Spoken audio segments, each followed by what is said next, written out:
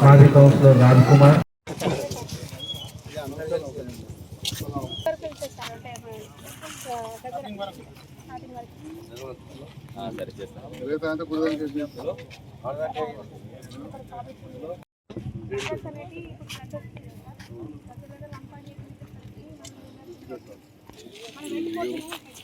అన్ని ప్లాట్లు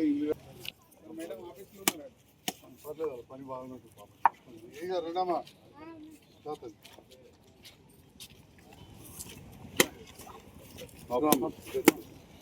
మోహన్ ఎక్కడ అందిస్తాడు బాబాయ్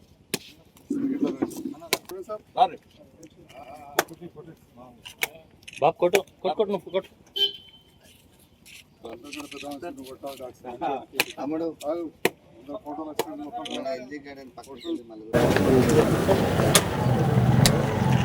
చెప్పే కార్యక్రమం ఎందుకైందమ్మా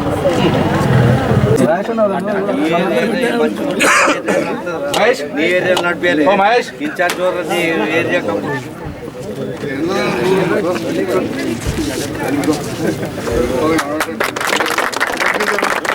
మేడం చూడండి మనకు ఎల్ఎల్ గార్డెన్ అంటే ఒక బిట్టు ముందట ఉన్నది మనకు అక్కడ నుంచి ఇక్కడ మన ధన్వంతరి టెంపుల్ వరకు కూడా రోడ్ ఉన్నది. కంప్లీట్గా 600 మీటర్ల రోడ్డు 21 ఫీట్ రోడ్తో పాటు ఉన్నది. అయితే ఇక్కడ మనకు కొంతవరకు మూవ్ చేసుకొని ఇక్కడ ప్రజెంట్ ఏదైతే రోడ్ ఉందో ఆ రోడ్కు తగ్గట్టుగా ఆ లెవెల్లో వెళ్ళాల్సి ఉంటుంది. కాబట్టి 3 కలర్ స్టే చేసుకొని మనకు మళ్ళీ శాంక్షన్ తెప్పిస్తారని అనుకుంటూ మీరు కూడా దీనికి ఈ యొక్క వర్క్కి సహకరించాలని కోరుతూ మనం మెటల్ రోడ్ వేయడం జరిగింది.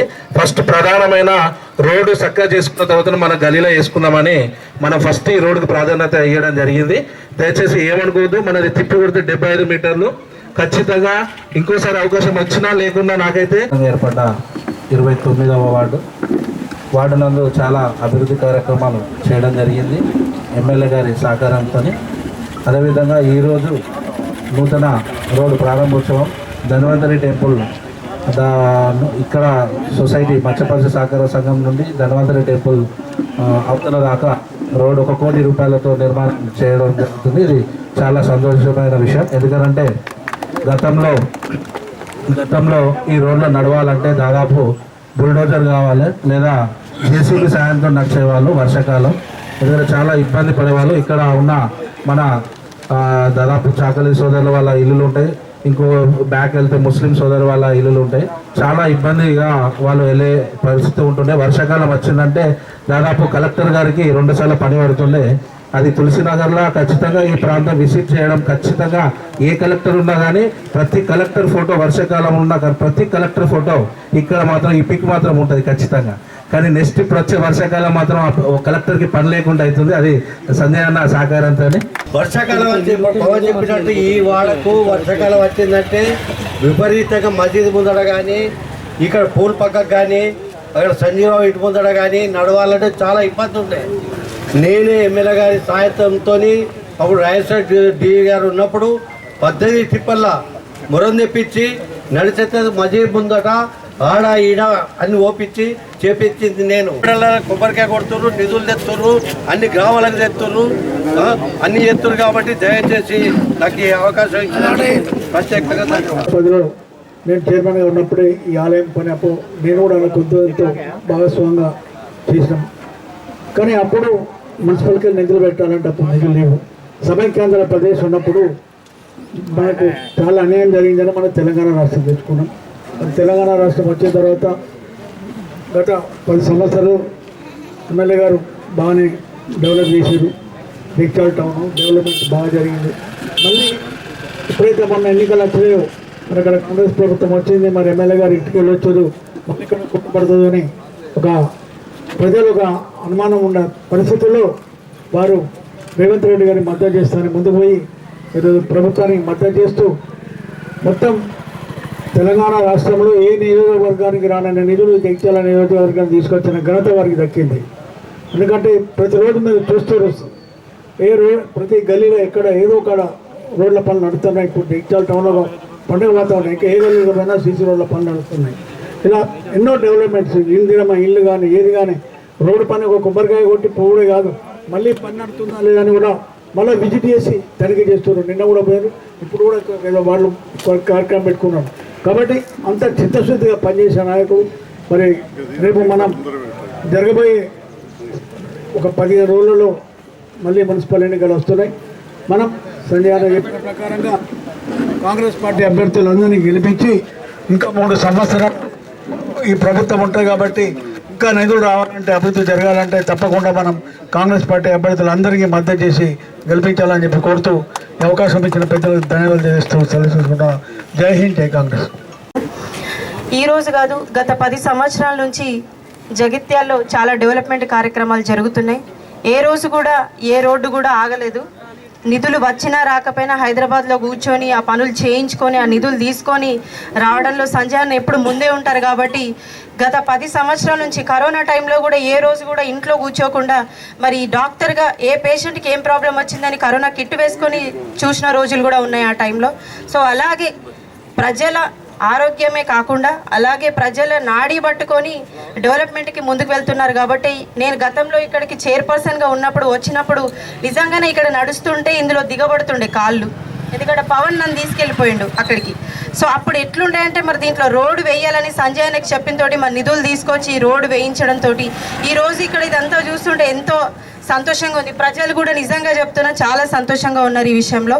ఎందుకనంటే ఈ రోడ్డు చాలా సంవత్సరాల నుంచి వెళ్ళి కోరిక ఉంది ఈ రోడ్ కావాలని చెప్పేసి.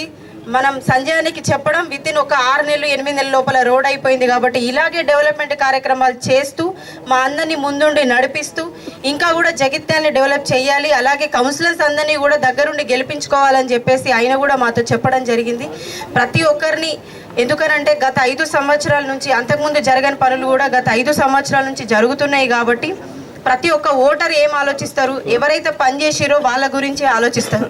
పనిచేసిన వాళ్ళకి ఓటు వేయాలనే ఆలోచనతోటి ఓటర్లు అందరు రెడీగా ఉన్నారు, వార్డు సభ్యులు అందరు రెడీగా ఉన్నారు. కాబట్టి సో ఇప్పుడున్న ఎలక్షన్లు వచ్చే రాబోయే ఎలక్షన్లలో అందరూ కూడా కష్టపడి పనిచేసిన వాళ్ళకి ఓట్లేసి గెలిపించాలని చెప్పేసి ఈ సందర్భంగా నేను తెలియజేస్తూ మరి ఇలాగే డెవలప్మెంట్ కార్యక్రమాలు చేయాలని చేస్తూ ప్రజల్ని అలాగే సభ్యులందరినీ కూడా ముందుకు తీసుకెళ్లాలని సంజయ్ అన్న గారికి కూడా మరొకసారి విన్నవించుకుంటూ మరి అవకాశం ఇచ్చిన సంజయ్ అన్న హృదయపూర్వకంగా ధన్యవాదాలు తెలియజేస్తున్నాం. కోటి రూపాయలతోటి ఈరోజు రోడ్డు కార్యక్రమం బీట్ బజార్ ఎల్ఎల్ గార్డెన్ దగ్గర నుంచి దాదాపు రేపటి నాడు కుట్రాయేశ్వర స్వామి దగ్గర కావచ్చు నిజామాబాద్ రోడ్డుకి కలిపే రోడ్డు వేయడం జరుగుతాం.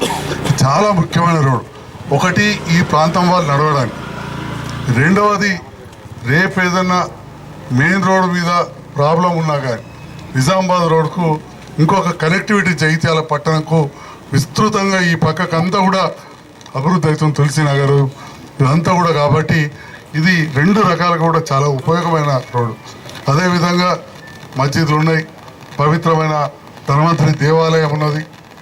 మరి అలాంటి రోడ్డు చేస్తున్న సందర్భంలో ఒకవైపేమో సంతోషంగా ఉన్నది, ఇంకోవైపు ఓసారి చింతకుంట చెరువును చూస్తే బాధ కూడా అనిపిస్తున్నది. ఎందుకంటే అంతకుముందు తులసి నగర్లో నీళ్ళలో మునిగితే మేమే తిరిగినాం, కొన్ని మోర్లు కట్టించినాం, రోడ్లు వేసినాం. రోడ్లు వేసే దాంట్లో కూడా ఎంత తొట్టి ఎత్తున్నాం, నాణ్యత అన్ని చూస్తున్నారు. అన్ని చూసినా అన్ని కళ్ళ కనబడ్డా 10 సార్లు అబద్ధం ఆడితే 100 సార్లు ఆడితే నమ్మకపోతారా అని చెప్పి 5 ఏళ్లలో అవినీతికి ప్రోత్సహించండి కూడా కొందరు రాస్తున్నారు. నేనే నిజంగా ప్రోత్సహిస్తే మున్సిపల్ కమిషనర్ ఉద్యోగం పోతారా? చేసినది అది వచ్చిన కూర్చోదు. నేనే ప్రోత్సహిస్తే టౌన్ ప్లానింగ్ అధికారి జైలు పోతాడా? నేను ప్రోత్సహించలేదు కాబట్టి కమిషనర్ నౌకరు అయింది, టీపీఓ జైలుకేది, ఇంకా కూడా కొందరు జైలుకేది. మున్సిపల్ అధికారుల మీద యాంటీ కరప్షన్ బ్యూరో రేడ్ అయింది.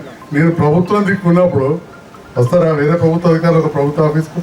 కాబట్టి నేను దానికి తీవ్రంగా వ్యతిరేకత కాబట్టి అయినా కానీ ఈ అభివృద్ధి చూసి సీనియర్ నాయకులైన గిరిజాభూషణ్ లాంటి వారు గారు లాంటి వారు, పెద్దలు భూమన్నాస్ లాంటి వాళ్ళు, యువత సోదరిమణులు మెచ్చుకుంటున్నారని చెప్పి ఎటువంటి ఈయనకు మసిపోయాలి, పేరు ఖరాబ్ చేయాలి ఏకైక ఎజెండా పెట్టుకున్నారు.